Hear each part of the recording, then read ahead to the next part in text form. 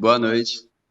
Meu nome é Jonatas Fagundes. Eu sou um dos componentes da empresa Equis Investimentos. Nosso grupo ficou com o PG300. Somos o grupo composto por Elisandra, Eric, Jonatas, Kevin, Sávio e Yasmin. Bem, vamos lá. O CFC, né, o Conselho Federal de Contabilidade, juntamente num acordo firmado com a IFAC, no caso a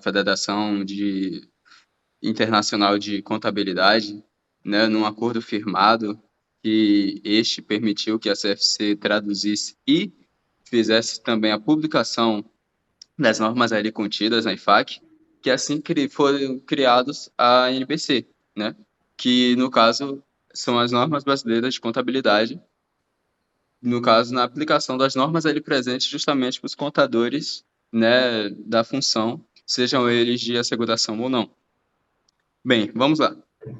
A norma que vamos falar em si, no caso o NBC PG 300, nela estão presentes 8 seções, né, na sua índice, da qual vamos falar agora, que eu vou falar agora, que é a primeira, de aplicação de estruturação conceitual aos contadores que prestam serviços externos.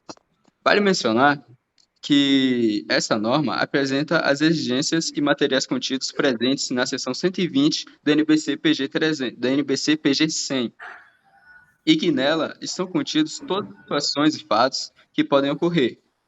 Claro, não tem tudo, né, na verdade. Claro que tem muitas coisas, algumas que podem ocorrer no dia a dia da profissão, que não estão aqui presentes, aqui listados, mas tem sim vários fatos, e deve se atentar a eles. E que, claro, deve ter grande importância. E nelas existem fatos exemplares, né, de situações que oferecem perigos ao cumprimento dos princípios contábeis, né? Então, como eu disse, né, aqui não estão listadas todas as situações e fatos que podem ocorrer, mas é importante se atentar a eles e, através deles, né, no caso, similarizar a outros que não estão aqui, para assim medir, né, o nível das ameaças. Essas exigências e normas e materiais de aplicação podem ser encontrados no PG 300, na NBCPA 400 e NBCPA 900, né, que no caso é a independência para trabalho de auditoria e revisão, e independência para trabalho de asseguração, diferentes de auditoria e revisão. Então, vamos lá. No termo R300.4, diz que o profissional deve cumprir e exercer os princípios fundamentais e que deve ser aplicado, né, a estrutura conceitual para se lidar com ameaças ou possíveis ameaças. Isso de acordo, né, com o termo 120, na seção 120 da PG100. Enquanto no termo R300.5, diz que o profissional deve avaliar o contexto da ameaça, ou seja, mensurar, medir essa ameaça para saber se ela está no nível aceitável ou não. Quando o contador está desenvolvendo a atividade, independente de sua posição na firma, ele deve seguir o que está descrito na NBC PG 200, que é justamente a norma que trata sobre essas questões sobre ética, né, do profissional. E no próprio texto está ali descrita, né?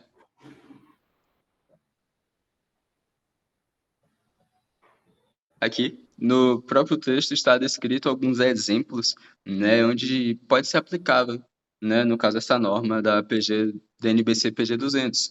Então, vai estar aqui, por exemplo, podemos dizer, quando o profissional tem que escolher um determinado fornecedor, mas o familiar, o próximo, pode se beneficiar com aquilo e assim há conflito de interesse, ou seja, o profissional tem que escolher um fornecedor, né?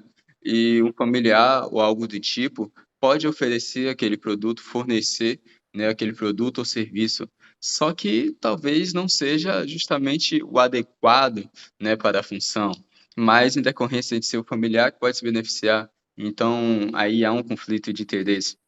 Outro exemplo também que podemos citar é o de enfrentar a pressão de sócios para registrar de forma imprecisa alguns dados, que também é outro exemplo onde pode se aplicar, no caso, essa norma, né, de PG 200.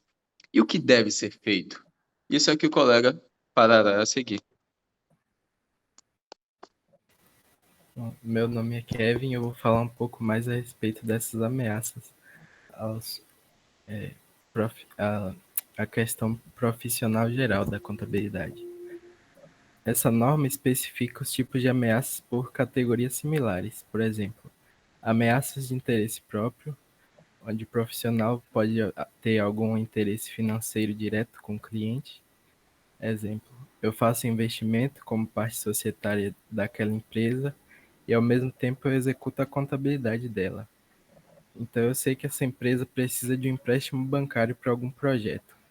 Possivelmente eu acabarei sendo influenciado por interesses de que a empresa consiga esse financiamento, para poder elaborar um balanço que não seja real, não está assegurado com a, a ética.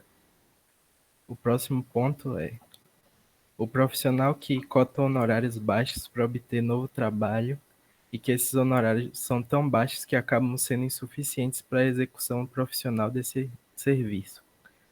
O preço de honorários está previsto no Código de Ética. A forma como deve se levar em conta as características e circunstâncias dos serviços para precificar. Não existe nenhuma tabela de preços específico, porém, o código dá algumas diretrizes. Por exemplo, às vezes o cliente está infeliz com a concorrência, e aí eu vou lá e ofereço uma concorrência desleal com um preço muito abaixo, que acaba sendo insuficiente para cobrir os custos do meu trabalho e dos colaboradores do escritório para manter o serviço profissional.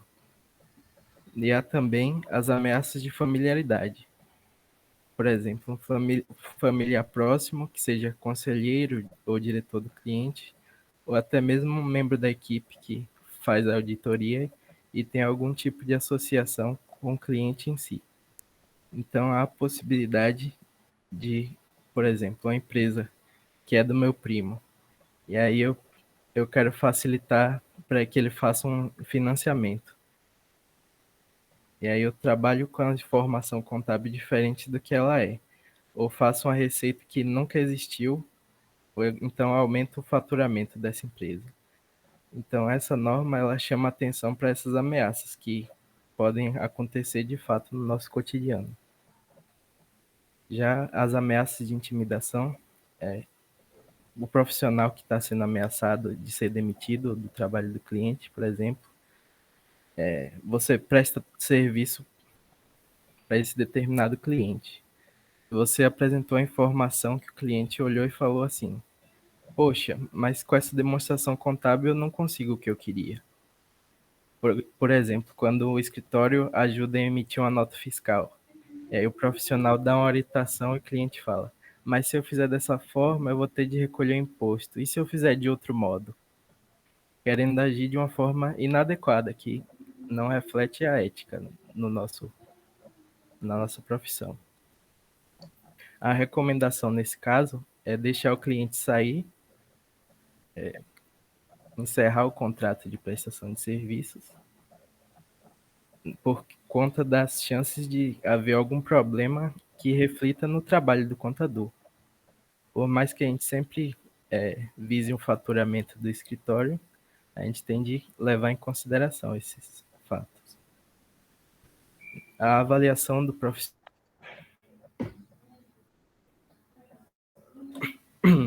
A avaliação do profissional da contabilidade do nível da ameaça pode ser afetada pelo ambiente operacional do cliente. Por exemplo, o cliente requer que pessoas apropriadas que não sejam da administração ratifiquem ou aprovem a nomeação da firma para executar o trabalho. Ou então, o cliente implementa procedimentos internos que facilitam escolhas objetivas em ofertas de trabalhos que não são de asseguração.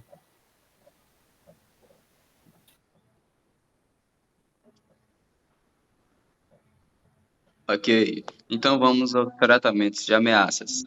Então, ok, feita a avaliação, né, no caso dessas ameaças ou possíveis ameaças, né, no caso, deve-se então ser feito um tratamento, deve ser tomada uma atitude quanto às mesmas, né? Então, quando a ameaça passa do nível aceitável, deve ser tomada essa atitude. E alguns exemplos, então, de chamadas salvaguardas, né? Então, temos, por exemplo, informar sempre aos clientes qualquer acordo, benefício ou qualquer coisa do tipo que podem ser considerados ameaças de interesse próprio ou futuras, né? Então, sempre é legal, no caso, deixar o cliente sempre ciente, né, de algum benefício que foi oferecido por um sócio ou qualquer coisa do tipo, que no final pode acabar acarretando em uma ameaça, sabe? Então, também temos, no caso, a utilização de um revisor apropriado para a revisão do trabalho, né? Lembrando que não pode ser alguém da equipe.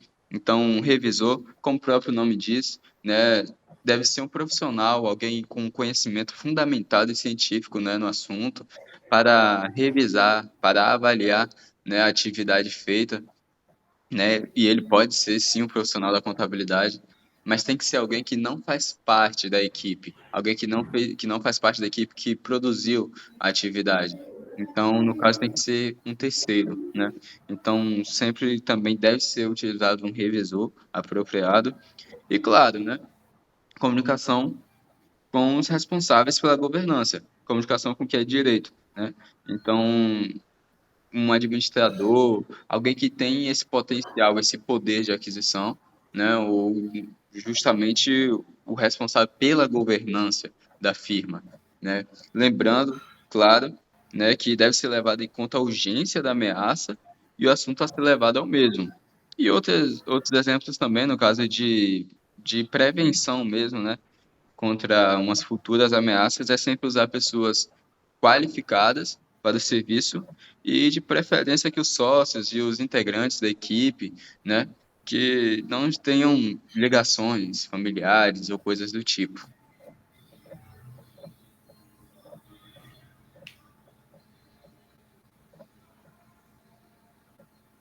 Boa noite, aqui é Sávio. Vamos entrar na parte de conflitos de interesse. Essa seção descreve as exigências específicas e o material de aplicação relevantes para a aplicação da estrutura conceitual a conflitos de interesse quando o profissional da contabilidade presta serviço de auditoria, revisão, outro serviço de outros serviços de asseguração e de dependência também exigida de acordo com a NBC PA 400 e a NBC PO 900. O profissional de contabilidade, ele deve cumprir os princípios fundamentais e aplicar a estrutura conceitual para identificar, avaliar e tratar ameaças. O conflito de interesses cria ameaça aos princípios fundamentais, especificamente ao princípio da objetividade. Isso acontece quando o profissional, quando, por exemplo, né, o profissional realiza um trabalho para 2 ou mais clientes e os interesses estão em conflitos. Então é óbvio que vai haver o conflito, né? Ou quando o interesse da contabilidade está em conflito com o interesse do cliente. O profissional da contabilidade não pode permitir que o conflito de interesse comprometa o julgamento profissional ou comercial. Circunstâncias que possam gerar conflitos de interesse. A maioria das circunstâncias que podem gerar conflitos de interesse são as que têm relação de 2 clientes contrários, tipo o que compra, o que vende, entendeu? Como exemplos, prestar assessoria para adquirir a mesma empresa, prestar auditoria a 2 clientes diferentes que querem adquirir a mesma empresa, prestar serviço para uma empresa que vai comprar, não, prestar serviço para uma empresa que vai vender e para uma empresa que vai comprar o mesmo conteúdo, elaborar avaliação objetiva para 2 partes contrárias também não dá certo, representar clientes em disputa legal e prestar serviços de contrato de licença a quem usa a licença e a quem dá a licença.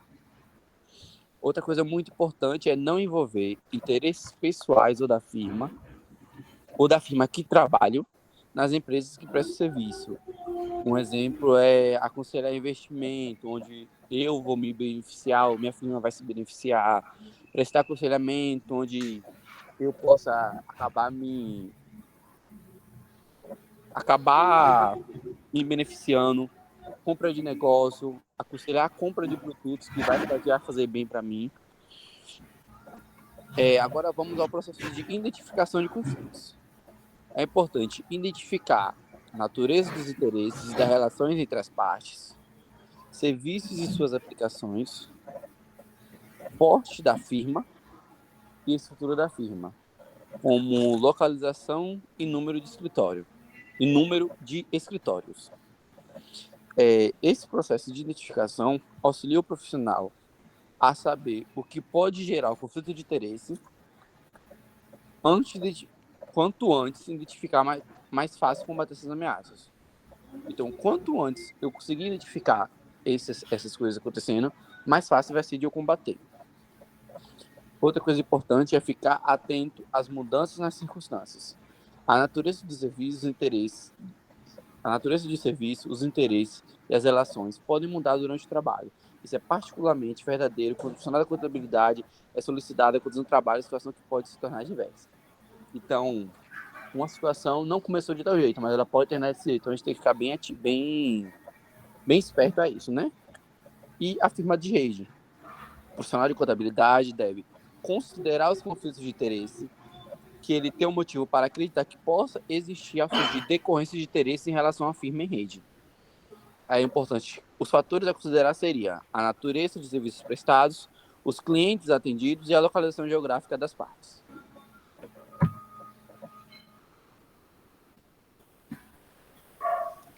Boa noite, eu sou Elissandra e vou falar das ameaças criadas por conflitos de interesse. Em geral, quanto mais direta for a conexão entre o serviço profissional e o assunto sobre o qual os interesses das partes estejam em conflito, maior é a probabilidade de que o nível de ameaça não seja aceitável. Basicamente, um dos fatores relevantes na avaliação do grau de ameaças decorrentes do conflito vai incluir algumas ações que impeçam divulgações de informações confidenciais dos clientes cujos interesses são afetados. Um exemplo disso é a existência de áreas de práticas separadas para funções especializadas, o que pode ser uma barreira de informações confidenciais do cliente nas áreas práticas. Também é restringir o acesso aos arquivos do cliente por meio de políticas e alguns procedimentos, a separação física e eletrônica de informações confidenciais e os acordos de confidencialidades que são assinados por funcionários e parceiros das empresas. Na divulgação e consentimento, o profissional da contabilidade deve exercer julgamento profissional para determinar se a natureza e importância do conflito de interesse são suficientes para a divulgação específica e o consentimento explícito seja necessário. O que vai incluir nessa situação de conflito de interesse é o que podemos esperar dela, as informações detalhadas, as garantias registradas e os riscos. Quando o consentimento explícito é recusado, então, nesse caso, quando o cliente recusa a permitir o consentimento ao contabilista, o contabilista pode terminar o serviço para reduzir a ameaça. Na confidencialidade, o profissional da contabilidade deve permanecer atento ao princípio da confidencialidade, que seria não divulgar ou compartilhar informações processuais em decorrência de relações profissionais e comerciais.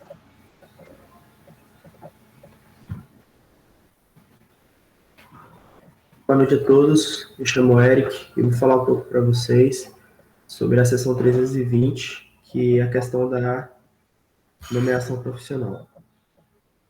Inicialmente, precisamos compreender que o profissional da contabilidade deve cumprir com os princípios fundamentais e aplicar a estrutura descrita na seção 120 da NBC PG 100, utilizando a seção como alicerce para identificação, avaliação e tratamento de ameaças, como meus colegas citaram anteriormente.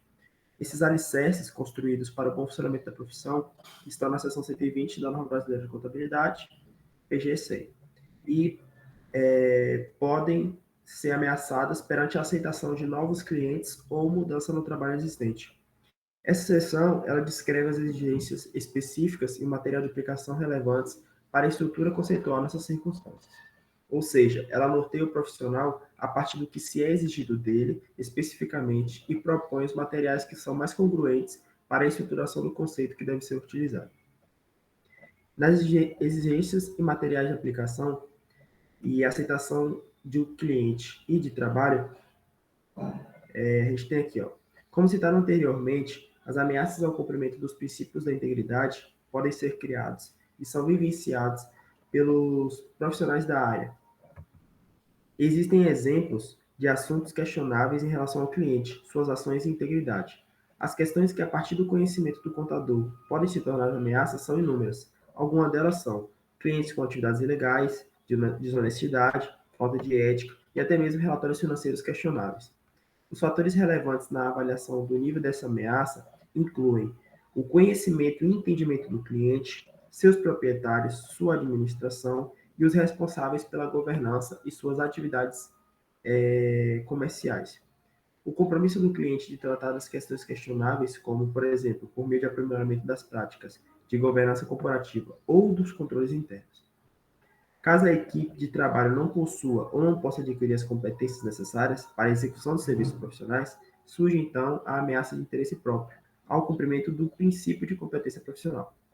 Alguns dos fatores relevantes na avaliação desse nível de ameaça incluem o entendimento adequado sobre a natureza do negócio do cliente, a complexidade de suas operações, a exigência do trabalho, a finalidade, natureza e o alcance do trabalho a ser realizado. Ou seja, muitas vezes o profissional ele não tem a competência ou ele não tem ninguém que tenha essa especialidade da competência e ele não pode fazer um trabalho onde ele não tem a competência para realizar. Isso já é um conflito de interesse próprio. Além disso, nós temos outros conflitos que alguns níveis de ameaça, que é o conhecimento dos setores ou assuntos relevantes, experiência com as exigências regulatórias ou apresentação de relatórios relevantes, e a existência de políticas e procedimentos de controle de qualidade concebidos para fornecer segurança razoável de que os trabalhos são aceitos somente quando podem ser executados de maneira competente. Ou seja, eu só posso aceitar um trabalho, uma determinada empresa, em determinada natureza, se eu tenho a competência para realmente cuidar e ajudar ela, né, no seu processo de desenvolvimento. Exemplos de ações que podem ser salvaguardas no tratamento de ameaças de interesse próprio incluem designar pessoal do trabalho suficiente com as competências necessárias, acordar prazo realista para a execução do trabalho e utilizar especialista quando necessário. Ou seja, assim no momento que você olha e vê que não tem a competência necessária, aí você vai fazer um desses três. Você vai acordar prazos que realmente dá para fazer, que dá para realizar, você vai colocar pessoas que realmente têm a competência necessária, ou você vai, sei lá, terceirizar um trabalho com especialista, de alguma forma você tem que entregar com competência, com assertividade, para que não haja um interesse próprio. Além disso, nós temos também aqui as mudanças na nomeação profissional. O profissional da contabilidade deve determinar se existem razões para não aceitar o trabalho. Quando é solicitado por cliente em potencial substituir outro profissional da contabilidade. Quando considera oferecer-se para o trabalho realizado por outro profissional da contabilidade.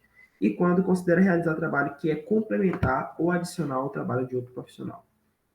Pode existir razões para a não aceitação do trabalho. Uma dessas razões pode ser se uma ameaça não puder ser tratada mediante a aplicação de salvaguardas.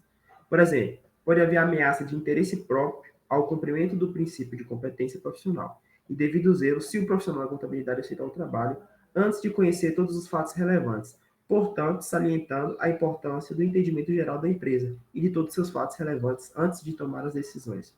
Ou seja, vamos supor que eu vou fazer uma avaliação para prestar serviço para uma empresa, mas eu não sei a natureza da empresa, eu não sei com que ela trabalha, eu não sei qual é a exigência para fazer suas operações, eu não sei a exigência de trabalho, eu não sei a finalidade, eu não sei nada. Como que eu vou saber se eu posso prestar serviço para essa empresa? Se você não sabe isso, você já está errando. Você já está em uma ameaça, você já está em ameaça. Você não sabe se você tem a competência para ajudar, para prestar serviço para aquela empresa. Mais um fator relevante na avaliação do nível dessa ameaça é se as ofertas especificam que, antes de aceitar o trabalho, o contato com o profissional da contabilidade existente ou antecessor será solicitado. Ou seja, você tem que ter um contato com o profissional de contabilidade que já tem na empresa ou que já teve para adquirir esses dados, adquirir como a empresa trabalha ou como ela deve trabalhar. E isso é um dos dos fatores que vai ou aumentar ou diminuir essa ameaça, e o nível dessa ação ser uma ameaça ou não. E temos aqui alguns exemplos de ações que podem ser salvaguardas no tratamento dessa ameaça de interesse próprio, que é pedir ao profissional da contabilidade existente ou antecessor que forneça todas as informações conhecidas das quais, na opinião dele, sejam relevantes para aceitar o trabalho ou não, obter informações de outras fontes, como por meio de indagações a terceiros ou de investigação dos antecedentes de alta administração ou dos responsáveis pela governança. Comunicação com o profissional da contabilidade existente ou antecessor. O profissional da contabilidade proposto geralmente precisa da permissão do cliente, de preferência por escrito, para iniciar as discussões com o profissional da contabilidade existente ou antecessor.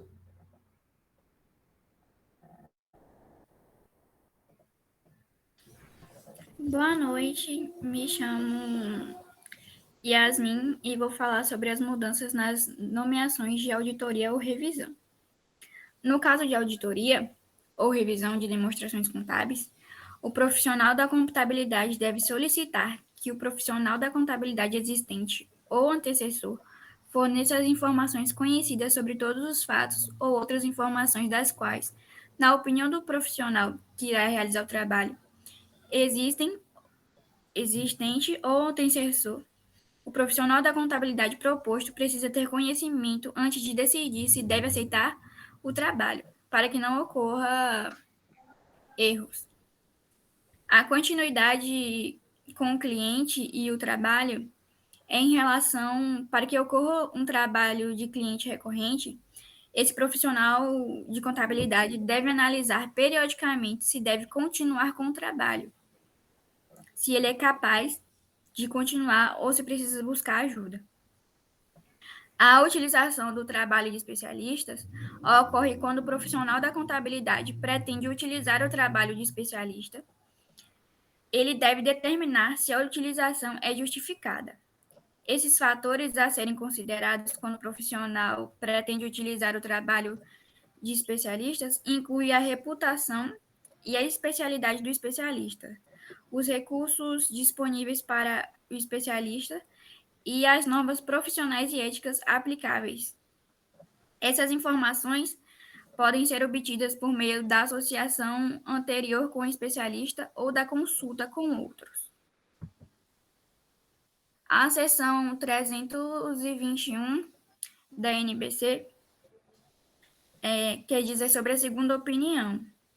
Esse profissional da contabilidade deve cumprir com os princípios fundamentais e aplicar a estrutura conceitual descrita na seção 120 da NBC-PG 100, para identificar, avaliar e tratar ameaças. O profissional da contabilidade pode ser solicitado a fornecer uma segunda opinião sobre a aplicação de normas ou princípios contábeis, de auditoria, de apresentação de relatórios ou outras normas, ou princípios e circunstâncias específicas. Transações por empresa ou entidade que não é cliente existente. Um fator relevante na avaliação do nível dessa ameaça de interesse próprio é a circunstância da solicitação e todos os outros fatos e premissas relevantes disponíveis para a expressão do julgamento profissional. Exemplos de ação que podem ser salvaguardadas no tratamento dessa ameaça de interesse próprio incluem a permissão do cliente sobre obter informações do profissional da contabilidade existente ou antecessor, descrever as limitações acerca de qualquer opinião em comunicações com o cliente e fornecer cópias da opinião do profissional da contabilidade existente ou antecessor. Além disso, nós temos um momento quando a permissão de comunicar não é concedida. E esse momento é quando a entidade busca uma segunda opinião de um profissional de contabilidade, ou seja, a entidade ela tem um profissional, mas ela busca uma segunda opinião, através de auditorias ou algum tipo. Mas ela não permite que o profissional da contabilidade se comunique com o profissional existente dentro da empresa. Então, esse é quando não é concedido. Então, se a comunicação não é concedida, fica difícil, fica complicado e já é tratado como uma ameaça, porque algo de errado não está certo. E se a entidade que busca uma segunda opinião não permitir que o profissional de contabilidade se comunique, o existente ou antecessor, o profissional da contabilidade deve determinar se ele pode fornecer a segunda opinião solicitada, ou seja, ele tem a escolha de se pode prestar ou não, mas deve ser analisada, bem analisada, porque pode ser, vamos supor, que o profissional de contabilidade que está na empresa esteja fazendo algo de errado e por isso a empresa não quer que eles tenham contato, ou não. Então, isso vai ficar a cargo do próprio contabilista. Essa foi a referência, apenas uma, que é o que a gente apresentou, e muito obrigado.